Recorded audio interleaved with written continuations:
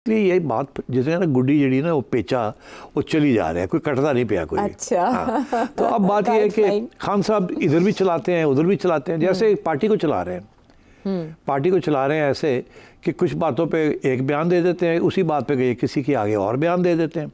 ये जो सारी डिवीज़न हुई हुई है पार्टी के अंदर, हर बंदा जो उठता है वो कहता है खान को मिल के आया, वो है कहता है, वो है कहता है। अच्छा, खान ज़रूर कहता भी होगा और वो चाहते हैं कि ये कन्फ्यूजन रहे, बाहर कोई लीडरशिप ना बने। अच्छा। लीडरशिप मैं ही हूँ, only I am the one, यहाँ आए मेरे से पूछें और मैं सब कुछ चलाऊँगा।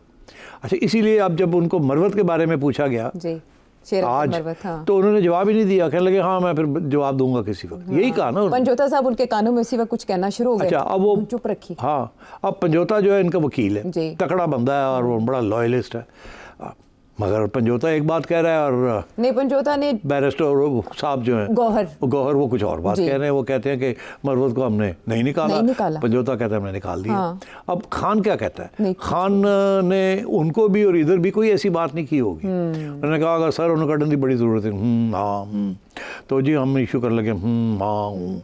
इधर से गया होगा कि सर उसको नहीं कर सकते, हाँ हूँ हाँ।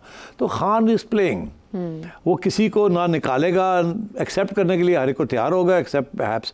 आज मैं समझता हूँ कि अगर फवाद चौधरी को वो मिल लेता ना तो फिर ये फिर शुरू हो जाएगा, फवाद कहेगा मुझे मिल ली है और मैं तो वापस आ गया हूँ। आधी पार्टी कहेगी तुम्हें मानते ही नहीं है, तुम तो ये हो, तुम तो वो। तो ये चीज़ें चलेंगी। ये मैं आपसे कहा, दिस इज स्ट्रैटेजी। ये नहीं है कि जी कन्फ्यूजन क्रिएट की गई है। और बाय द वे अगर आप पढ़े ना बेसिकली जो गवर्नेंस के ऊपर जो थीसिस तारीख में अर्थशास्त्र से लेके और कौटिल्य और मैकियावेली और संजू, जो मेन स्ट्रेटेजिक थिंकिंग जो लोग जो इसके बारे में कहा जाता है, एंड मॉडर्न थियोरिस्ट सारे यही कहते हैं कि it's important to create a degree of confusion. And वो कन्फ्यूजन जो है वो आपको कंट्रोल में रखती है। अगर आप ओपनली इधर उधर कर दें तो वो डिविजन्स हो जाती हैं। तो ये बाहर जो कुछ हो रहा है, खान को पता है क्या हो रहा है। अच्छा। खान इसको ख़त्म करने की बिल्कुल कोई कोशिश नहीं कर रहा कि मरवत क्या कह रहा है और गंडापुर क्या कह रहा है। अब गंडापुर का भी एक बयान आ गया है जी। उन्होंने कहा मेरी पोजीशन ऐसी है, मुझे बातचीत करनी पड़ती है, लेकिन हम माफ़ी मांगने को तैयार हैं अगर आप ये साबित कर दें कि 9 मई में हम। अच्छा, अब ये माफ़ी मांगने के लिए तैयार, ये गंडापुर ने कहा है। इमरान ने ये लफ्ज़ ही नहीं इस्तेमाल करेगा, वो कभी नहीं कहेगा ये जो गंडापुर ने कहा। इमरान ये कभी नहीं कहेगा कि अगर आप सबूत दे दें तो हम माफ़ी मांग लेंगे। He will never say that. Gandapur will say it because फौज कह रही है, एस्टैब्लिशमेंट कह रही है कि आप ये कहें। तो इनके ये मौक़िफ़ है कि हमने तो किया ही नहीं इस किस्म की कुछ चीज़। तो मगर इमरान माफ़ी का लफ्ज़ उसके मुंह से नहीं निकलेगा कभी। वो कहेगा तुम माफ़ी मांगो। किसी सूरत में इमरान खान माफ़ी नहीं मांगेगा जी, किसी सूरत में भी। सो देयरफॉर ये सब लोग जो हैं अपनी तरफ से लगे हुए खान को कन्विंस करने। खान बात सुन भी लेता है, नहीं भी सुनता, और फिर आखिर में ये वकील हजरात के आगे कोई ना कोई बयान दे देता है जिसके साथ आप और मैं बिज़ी हो जाते हैं उसको इंटरप्रिटेशन में। सारे लगे हुए हैं इंटरप्रेट करने के लिए। Actually Khan will not talk to anyone. अच्छा, Khan is not relying on the जजेस कि जजेस और इस्टेब्लिशमेंट के दरमियान कॉन्फ्लिक्ट जिसके अंदर इसका फ़ायदा हो, इसको जजेस बाहर निकालें, और अगर इस्टेब्लिशमेंट रोकने की कोशिश करे तो जजेस bail him out. That's his game plan एक तरफ। दूसरी तरफ उसका गेम प्लान ये है कि इस्टेब्लिशमेंट के अंदर डिविजन्स क्रिएट किए जाएँ, और ताकि जब वक्त आए तो वो डिविजन्स जो हैं वो ऊपर वाले हेडक्वार्टर्स को जाके कहेंगे सर ऐसे नहीं हो सकता, बड़े मसले बन गए हैं, तो या आप जाएँ या उनसे कहें अपनी पॉलिसी तब्दील करें, कोई रास्ता निकालें, मुल्क का नुकसान हो रहा है। तो एक ये स्ट्रेटजी है जो कि कामयाब नहीं हो रही, मगर स्ट्रेटजी ये है। और ये जो सारा कुछ हुआ ना मई में, this was aimed at that कि जी इतना इंतशार फैलाया जाए, इतनी अटैक की जाए कि हिल जाएं लोग यूनिफॉर्म वाले, और वो कहें यार ये तो अटैक हमारे पे आ गई है, कुछ करें, इसको ख़त्म करें, कोई बात कर ले, ये कर ले, वो कर। दैट वाज द अटेम्प्ट, और शायद कोई और भी कुछ हो जाए अंदर। सो खान साहब, और तीसरी चीज़ ये कि पार्टी किसी के कंट्रोल में ना जाए। उनकी जो पार्टी ना उसकी बहन के कंट्रोल में जाए, ना किसी लॉयर के कंट्रोल में जाए, ना किसी सियासतदान के कंट्रोल में जाए। He is the undisputed and only leader of the PTI. तो ये इसलिए ये सारा कुछ हो रहा है। मैं बैठा रहा पीटीआई वालों के साथ कभी कभी बैठ जाता हूँ, तो वो आगे से एक 2-3 लोग कह रहे होते हैं कि मरवत जो है वो गद्दार है जी। और यहाँ तक गंडापुर भी बर्बाद, ये सारे एजेंट हैं, और दूसरे कह रहे होते हैं फलाने एजेंट हैं, और दूसरे कह आपस में ये लगे हुए होते हैं, वो एजेंट है, और थेरियाँ चढ़ रही होती हैं। तो that's what Imran likes. That's, and you know, even when he was in power, आपको याद नहीं है, मैं याद दिलाता हूँ कि जब ये प्राइम मिनिस्टर थे तो केपी के अंदर कुछ लोग जो थे वो लोटे बनने जा रहे थे और उन्होंने जाके कोई बयानबाजी भी की थी, कुछ सेनेट इलेक्शंस में। तो इसने उनको नॉकआउट नहीं किया, उनको बुलाया ज़रूर और उनकी माफ़ी जो है सुन ली और कहा जाओ, मगर एक्शन नहीं लिया, because he new the taking action could precipitate, कोई और ना चीज़ बन जाए उसके साथ। तो ये इंतशार फैलाना, डिविजन्स क्रिएट करना, सबको एक दूसरे के खिलाफ चलाना, सिर्फ लीडर एक ही है, बाकी कोई नहीं है, किसी का ग्रुप, इससे ना कोई ग्रुप बनता है, क्योंकि डिविजन्स है ना, तो अब कोई फॉरवर्ड ब्लॉक नहीं बनेगा भी, तो उसमें 4 बंदे होंगे तो वो जाएंगे ही नहीं। जब तक 20-30 बंदे ना हो तो फॉरवर्ड ब्लॉक क्या बनेगा? तो इसलिए he keeps this divide and rule. Okay, यानी कि छोटी छोटी टोलियां, कोई बड़ा टोला नहीं बन पाता, ये है डिवाइड एंड रूल असल में। लेकिन महमूद अचकज़ई साहब को सियासी जमातों से मुज़ाकरात का टास्क इसलिए दे दिया कि वो फ़ौज से मुज़ाकरात पर आमादा नहीं है बकौल इमरान खान साहब के। इमरान खान साहब करेंगे फ़ौज से ही मुज़ाकरात, महमूद अचकज़ई करेंगे सियासी जमातों से मुज़ाकरात। आयशा, आज अगर इस्टेब्लिशमेंट तैयार हो जाए बात करने के लिए तो महमूद अचकज़ई साहब लपक के पहुंच जाएंगे बात करने के लिए। महमूद अचकज़ई साहब भी सब तैयार है, मगर उधर से कुछ नहीं हो रहा ना, यही तो मैं आपसे कह रहा हूँ। हर पीटीआई का बंदा या उनका जो इत्तेहादी है सब तैयार है, वो कहते हैं हम तैयार हैं, हुक्म की इंतजार है कि आप आए, वो बंदा भेजें हमारे पास जिसे हम कह सके कि एस्टैब्लिशमेंट की तरफ से डायरेक्ट बंदा है। और मैंने कल के तबसरे में ये कहा था एस्टैब्लिशमेंट कभी भी अपना बंदा नहीं, अभी तक नहीं आया सामने कोई भी, यहाँ तक कि नवाज शरीफ साहब के हवाले से भी रिपोर्ट्स हैं कि वो भी पीछे हट चुके। नहीं, वो नहीं, कोई नहीं करेगा, it will be a sign of weakness, इसलिए कोई नहीं करेगा। अगर कोई करेगा तो जैसे आपने सुना था कुछ मेरा 1 महीना पहले या 1.5 महीना पहले कि मोहम्मद अली दुरानी साहब और कोई लेफ्टिनेंट जनरल लोधी, इस किस्म के लोगों ने खुद इनिशिएटिव लेने की कोशिश की, मगर आपने देखा एस्टैब्लिशमेंट ने कोई घास नहीं, कोई रिजल्ट नहीं, कोई घास नहीं डाला उनको। बेचारे भागे गए कि बुला लेंगे, हम बड़े नीयती से सब कुछ करना चाह रहे हैं, एक लेफ्टिनेंट जनरल भी है, एक अदर पॉलिटिशियंस भी हैं, ये है, 3-4 बंदे इकट्ठे किए थे जो कि सो कॉल्ड न्यूट्रल थे। एस्टैब्लिशमेंट ने कोई घास नहीं डाला, बेचारे knock knock knock, who is there, sir lieutenant general retired Lodhi, who is he, I am nobody, sorry, यहाँ कमरे में कोई नहीं है।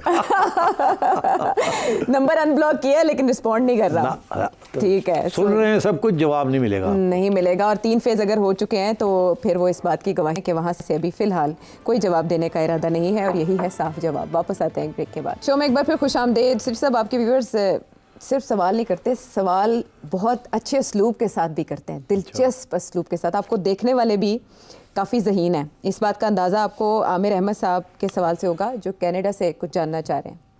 जस्टिस गुलजार, आसिफ सईद खोसा, जस्टिस बंदियाल, साकिब निसार और जनरल फैज़ हमीद, अहमद शुजा पाशा और ज़हीरुल इस्लाम, इनका मुस्तकिल काफ़ी अरसे से कैरेक्टर असैसिनेशन चल रहा है पाकिस्तान की मीडिया में, और इनके ख़िलाफ़ काफ़ी बातें हो रही हैं, इन पे काफ़ी इल्ज़ामात लगाए गए हैं। तो सेठी साहब, मेरा सवाल ये है कि इन लोगों को, इन मज़लूमों को कब मौका मिलेगा कि वो भी कभी अदालत में पेश हों और आके अपनी सफाई पेश कर सकें और अपने ऊपर जो लगने वाले इल्ज़ामात हैं उसका जवाब दे सकें? इस बारे में कोई पाकिस्तान में कानून है और इन लोगों को कभी बुलाया जाएगा कि वो अपनी सफाई पेश करें और अपने आप को क्लियर करा सकें?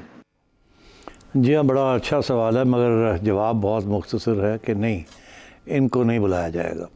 अगर आप जस्टिस सिद्दीकी होते,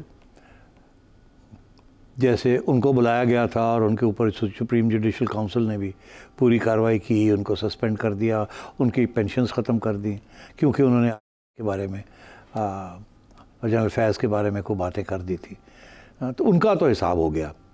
मगर जिन लोगों के आपने जिक्र किया उनका हिसाब नहीं होगा। उसकी 2-3 वजूहत हैं।